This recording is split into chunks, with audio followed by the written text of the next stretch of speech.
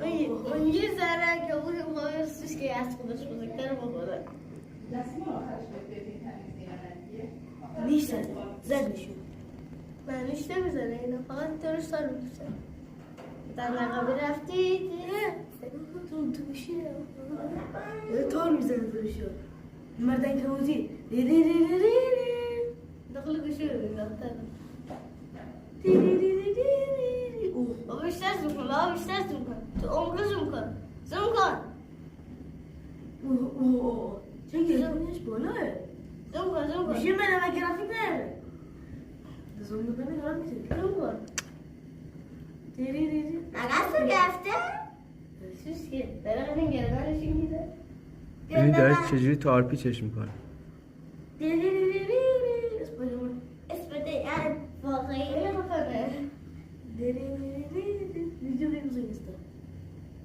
بسه من شد نبید چه بکنه بیرون زده بزرگ بشه یا تنیم شکو بسنجم نمانی بزرگ بشه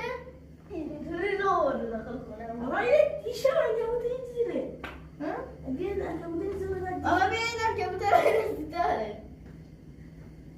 آقا بیاید که بودم اونجاست یه انکبوت اونجا دیشه اونجا مرده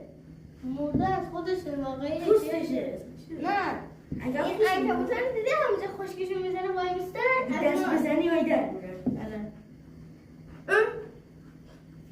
میره ریفت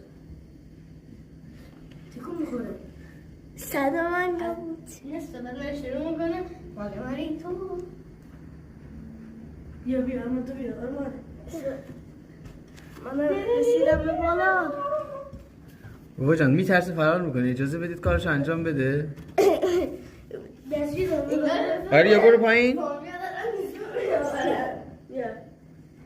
دیشه دست بده امشیا